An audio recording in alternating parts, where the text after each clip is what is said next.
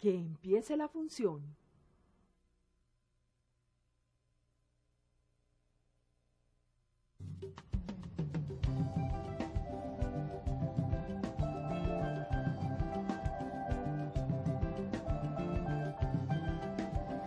María, ¿vas a quedar haciendo cuadros ahora?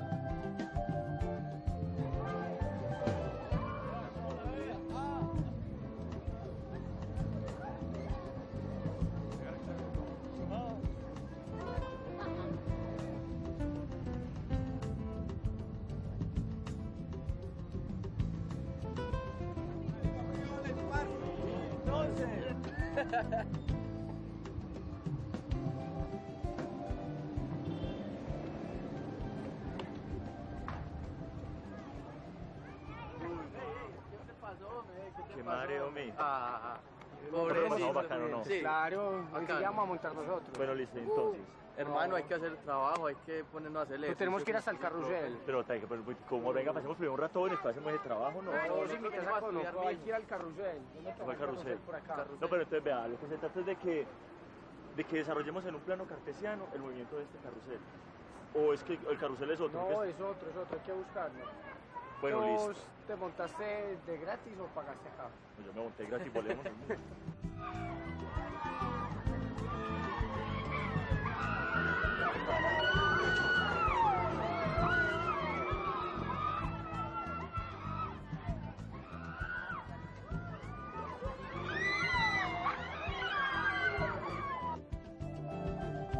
¿Cómo no voy a pagar, o estudiante de la Antioquia que no paga por acá? Qué pena, ¿no? Eso sí. Bueno, ¿cuál es la tarea en sí? Bueno, entonces lo que vamos a tratar de, en un plano cartesiano, medir el movimiento de este carrusel.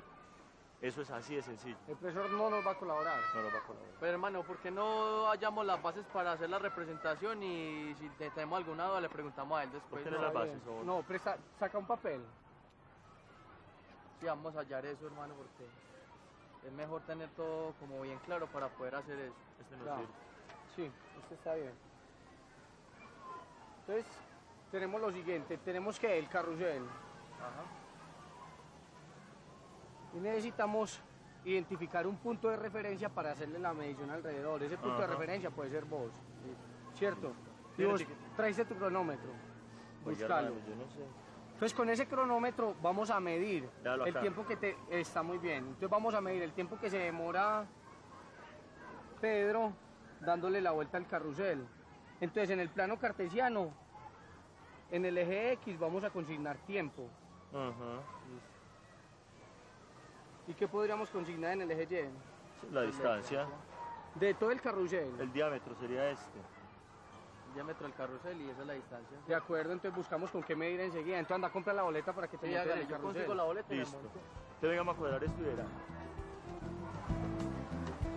Me decís cuando venga. Dale ahí, dale. Pilas Ahí, pues. Ahí se fue. Ajá. Ahí va. Yo te digo cuando lo paras. Ahí. ¿Cuánto? 10 segundos. Listo, entonces vamos a pasarlos acá en limpio. Ujú. ¿Qué tenemos ya? Tenemos los tiempos Sí. que los vamos a graficar en el plano X. Ya sabemos que cada 10 segundos se demora para que salga el mismo punto. Es decir, que la gráfica la debemos elaborar de tal manera que más bien, que cada 10 segundos va a llegar a un punto cero. Entonces démosle de la los tiempos gráfica. sobre el eje. Ajá. Entonces sería acá para 10 segundos, acá para 30. Esto está más o menos, pues esto lo Ajá. pasamos en limpio. Listo, y el diámetro. Bueno, Ah, oiga, yo me las adelante de trabajo. El señor de acá del carrusel me dice que son 8 metros. ¿Cómo? ¿De verdad? Sí, eso sí seguro. mide 8 metros. Sí, él me dijo que eran 8 Hágale metros. entonces de una, Sí, mijo, no lo cogió. entonces vamos a ubicarlo en el eje de posición, que es Ajá. el eje Y. Y vamos a ponerle como punto máximo 8 metros. A ver, ya tenemos todo eso sobre el plano, pero yo tengo una duda, hermano. ¿Cómo vamos a hacer para...? O sea, yo no sabría cómo dibujar la curva que representa el desplazamiento del tiempo. Aquí Vea, la pues, sacamos. pues, ¿por qué no le damos el valor de 0 a esa curva diferencial para los tiempos entre 0 y 10? entre 0 y 10. Sí, exacto. Y que el intervalo, el punto máximo es 8. Entonces la curva pues, se manejaría más o menos así. Para 0 y para 10. Sí. El punto máximo es 8. Sí, Ajá. y llegaría hasta ahí, exacto. Esa sería la curva, ¿cierto? Y entonces se cumpliría igual en la segunda vuelta. Ajá. Pero había un punto donde no podemos hallar la derivada para cada 10 segundos. No se puede determinar esa derivada. Entonces, ¿cómo hacemos? No, yo pienso que pues, Planeémosla ahorita. llevémoslo ahorita o Vamos lo a dejamos comer para, o helado. lo dejamos para clase.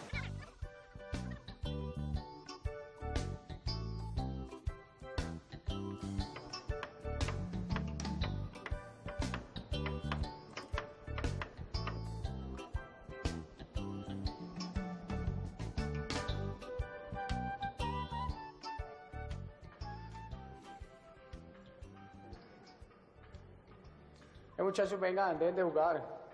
Vamos a terminar el ejercicio. Va, ya tengo las dimensiones del movimiento que nos están haciendo falta. Es que este péndulo nos da muchas pistas, queda muy fácil el ejercicio desde acá. Ya tenemos las dimensiones que nos pueden estar haciendo falta.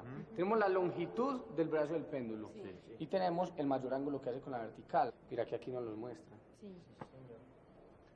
Pero mira, Rafa, que si aquí hay un punto máximo, aquí tiene que haber otro. Entonces hay que darle valor positivo o negativo al movimiento del péndulo. Nosotros no tuvimos en cuenta eso para el ejercicio del carrusel. No. Pero era necesario, ¿no? ¿O qué? Pues yo no sé, habría que preguntarle al profesor en clase a ver si era necesario para el carrusel. Lo llevamos Venga, como grafique. inquietud, ¿no? Sí, venga, vamos a graficar lo que nos Hágale. está diciendo Margarita en este momento. Tenemos lo que conocemos, el péndulo. Tenemos el mayor ángulo en su desplazamiento a la derecha y a la izquierda. Sí. Y vamos entonces a darle los valores. ¿A cuál le vamos a dar positivo? Acordate, Rafa. Positivo derecha, izquierda negativo. Izquierda negativo. Entonces, ¿qué vamos a dibujar entonces en el plano cartesiano? Entonces, en esa posición podemos determinar lo que ya sabemos, los dos ángulos máximos, este para el positivo y este para el negativo, Ajá. Claro. ¿cierto? Entonces, ¿qué pasa? Nos va a dar una curva que hacia arriba va hacia su ángulo máximo. Entonces, una curva. Parte desde el punto Del nulo punto y nulo. una curva que hacia arriba Hacia arriba, obtiene el punto máximo, punto máximo. un ángulo máximo. Sí, un De ahí ángulo. regresa hacia abajo, Nuevamente pasando por el punto cero, de acuerdo. cruzando el eje exacto. Sí. Después sigue hacia más abajo, haciendo una pequeña ondita. Claro. Es la parte negativa del desplazamiento. Sí. Ajá.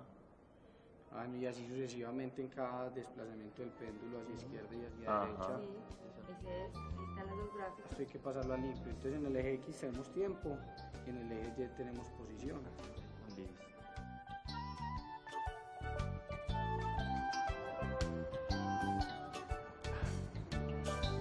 No nos llovió nada, ¿no? ¿Verdad? A mí este caso me parece mucho más complicado, muchachos. ¿Cómo? Me parece mucho más complicado este caso porque miren que presenta cambios de velocidad y eso no nos pasaba ni en el carrusel ni en el péndulo. Cierto. Pero miren una cosa, miren que este caso es como de la misma familia, porque el corredor está pasando por el punto inicial varias veces en su recorrido. ¿Por qué no dibujas posición contra tiempo? Hagámoslo, pero entonces hay que determinamos primero la mitad de la pista atlética y de ahí empezamos a graficar. Listo, vamos.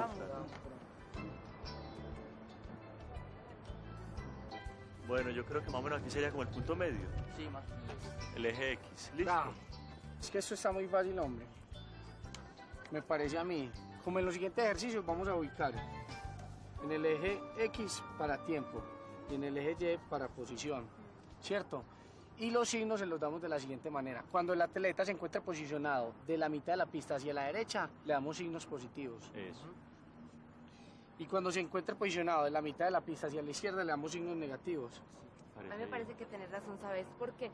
Porque debemos encontrar una onda que pertenezca tanto arriba como abajo del eje X en el plano cartesiano. Pero saben que aprovechemos que el atleta está pasando en este momento para que empecemos por el punto inicial. Ajá. Sí, Vamos a graficar entonces. hágale. Entonces vean, muy sencillo. Empezamos subiendo hasta llegar a un cuarto de vuelta, ¿sí? A Sí. partir de allí empezamos a bajar hasta llegar al punto opuesto de nuestro Así punto de es. inicio. Entonces grafiquémoslo.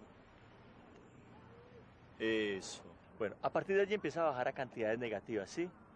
Hasta los 3/4 de vuelta. ¿Estamos de acuerdo? Sí, sí, sí. Sí. Listo.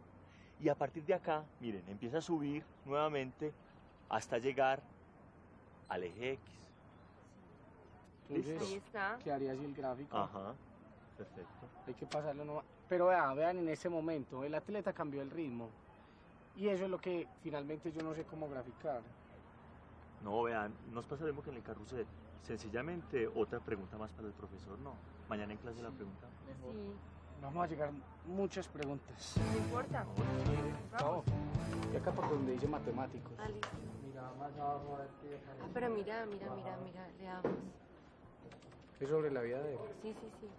Tipo interesante, ¿no? A mí me parece que era muy interesante. Oiga, muchachos, este Fourier era un tipo bien interesante y bien controvertido, ¿no? Porque Porque mira, parece como que por muchos años fue prefecto del departamento de Iseres en Francia. perfecto. Eso es como para nosotros Un gobernador. un gobernador, eso. Y parece que el hombre vivía en Grenoble, al sureste de Francia. A mí me pareció muy curioso fue algo, que aparte que fue un tipo que fue muy dedicado a su gobernatura, pues siempre sacó tiempo para la matemática. No, lo que pasa es que el hombre era más matemático que ingeniero. Mira, acá. Y fíjense que él avanzó mucho sobre el modelamiento sobre el calor, pero porque es un dato todo curioso. El hombre vivía en un sitio donde hacía mucho, pero mucho frío.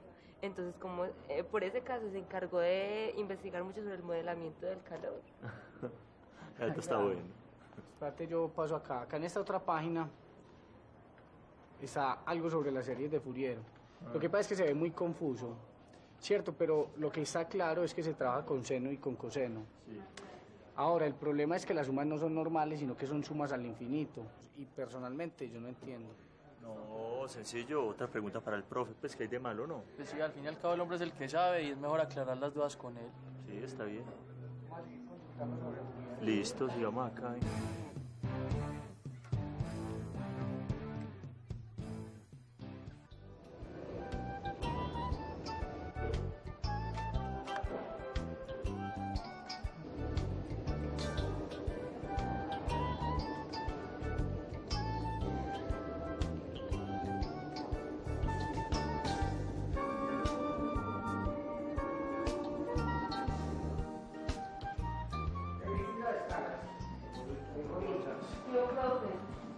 Hola, ¿cómo están? ¿Cómo está?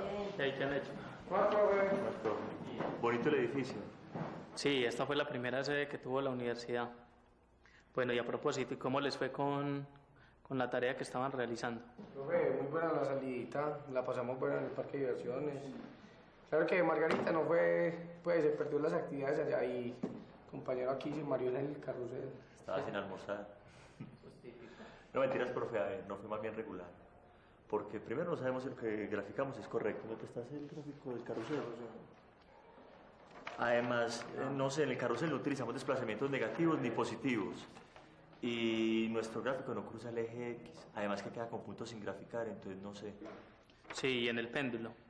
Nosotros creemos que la idea del gráfico es correcta, mire por ejemplo, profe, pero no sabemos distinguir entre dos curvas que tengan las mismas características si una de ellas pertenece al péndulo que estudiamos. Ya veo, Margarita. Y en lo que tiene que ver con el corredor. Profe, igual, yo creo que nosotros hallamos como el método correcto. Pero hay una cosa que nosotros no sabemos identificar en el gráfico y es los cambios de velocidad del atleta. Yo creo que la principal duda de nosotros radica ahí. ¿Y qué aprendieron entonces de lo que realizaron sobre Fourier? Pues nosotros estuvimos consultando sobre él. Estamos un poco confundidos, es más, esas series son demasiado complejas. Bueno, yo aquí veo que les fue muy bien con las asignaciones respectivas. La idea era introducir el tema de las funciones trigonométricas, que para algunos de ustedes ya son muy familiares, de una manera diferente. Se trataba de mostrarla como funciones definidas sobre la recta real, tal como las funciones que hemos estado trabajando desde el principio del semestre. ¿Ven alguna diferencia con los conceptos que ustedes ya han manejado sobre funciones trigonométricas? Claro, profe, yo recuerdo que en el colegio nosotros siempre medíamos los ángulos en grados. Aún si utilizamos radianes siempre nos restringíamos al intervalo 0,2pi. Es importante resaltar la periodicidad de las funciones seno y coseno. Ellas vuelven y se repiten cada 2pi. A ese número se le denomina el periodo de la función. A ver, profe, entonces el movimiento del carrusel es periódico. Claro, y el del péndulo también. ¿Ustedes qué opinan el del corredor en la pista? Yo diría que no es periódico. ¿Sabe por qué? Porque aunque el corredor pasa por el mismo punto varias veces en su recorrido, siempre hay una diferencia entre una pasada y la siguiente. Tiene razón Margarita, no es periódico. Pero bueno, y a propósito de las investigaciones que hicieron sobre Fourier, ¿qué encontraron de las funciones periódicas?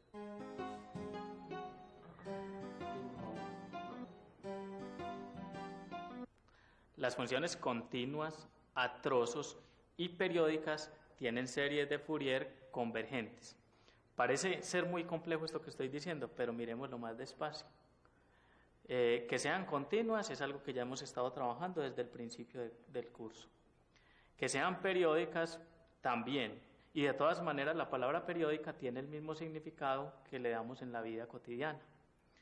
Tal vez lo más complicado es entender un poquito eso de la serie de Fourier convergente. Claro, profe, es que nosotros no hemos visto series. Yo sé, además aquí solamente vamos a tratar el tema de forma rápida y como motivación para el curso que viene en el semestre siguiente. Solo trabajar un poquito de las funciones trigonométricas, es decir, el estudio de la serie lo van a hacer después, en otro curso. Aquí solamente queremos hacer énfasis en que sumas finitas de funciones sinusoidales aproximan funciones periódicas que solamente tienen que ser continuas a trozos.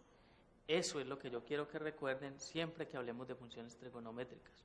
Profe, y sabes, este enfoque de las funciones nosotros no lo habíamos visto antes. Es más, personalmente yo siempre pensaba en un montón de identidades y ya. A mí me parece muy bueno que estés pensando eso, pero sigamos con lo que traíamos. Recuerden las consideraciones que hicimos al principio del curso sobre las paradojas de movimiento y que solamente se resolvieron hacia finales del siglo XIX. Profe, yo recuerdo mucho la de Aquiles y la tortuga. Es más, me parece como muy gracioso que le hayan echado tanta cabeza a ese asunto. Y creo que Fourier debió haber tenido muchos problemas para exponer sobre series a finales del siglo XVIII, ¿cierto? Claro, justo ese caso de Aquiles y la tortuga es uno de los que yo preparé para que comentáramos hoy en la clase. Y lo tengo en el computador. Venga, miremos.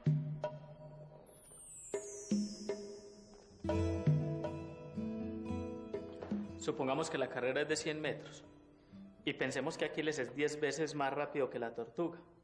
Entonces, si Aquiles le da 10 metros de ventaja, en el primer segundo Aquiles estará en la marca de 10, pero la tortuga habrá avanzado 1 metro más.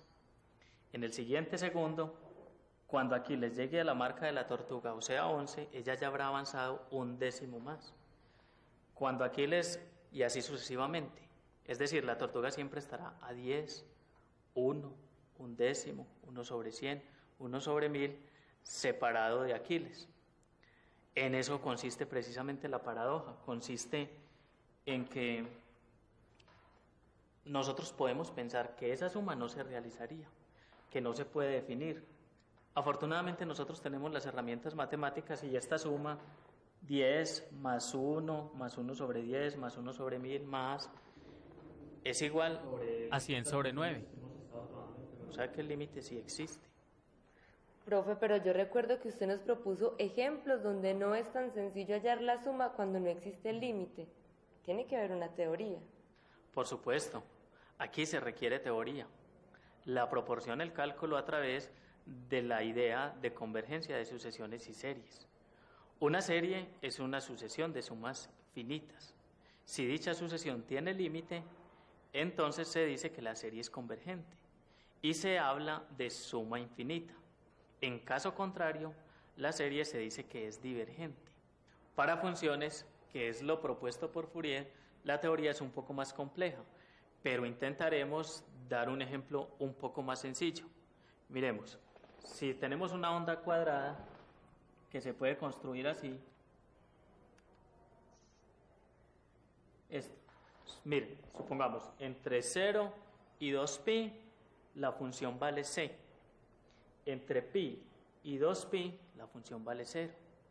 Entre 2pi y 3pi, la función vale c. Y así sucesivamente. Entonces, Se trata de una función que no es continua, solo es continua a trozos y sin embargo es periódica. Pero la podemos aproximar mediante mediante funciones senos y cosenos por una función que se pueda definir en todos los reales. Su aproximación en serie de Fourier es una serie infinita de unas ciertas funciones que se denominan armónicos impares y que son seno de t, seno de 3t sobre 3, seno de 5t sobre 5, etc. La perplejidad de muchos contemporáneos de Fourier era, pues ellos no entendían cómo se podía aproximar una función que no era continua por medio de funciones que sí eran continuas. Esa perplejidad era comprensible. Afortunadamente nosotros ahora disponemos de computadores que nos pueden mostrar que eso es evidentemente posible. Uy, yo ahora me doy cuenta de la importancia de Fourier porque en esa época no podía utilizar computadores definitivamente. No existían, entonces muy bueno el aporte que nos dio él. Es cierto, merecidamente el nombre de Fourier hace parte de la galería de los grandes de la matemática. Profe, ¿y hay otros ejemplos como este? Tranquilos muchachos, con calma. Después de terminar los cursos de cálculo, se podrán dedicar a estudiar las series de Fourier con todo rigor. Pero hay otros ejemplos que podemos utilizar y que nos pueden permitir relacionar de alguna manera las funciones trigonométricas con conceptos como por ejemplo el de convergencia. ¿Qué les parece a ustedes la función seno de x sobre x? ¿Qué comportamiento tendrá en x igual a 0? Bueno, entonces miremos el comportamiento. Quizás este gráfico les pueda ser útil.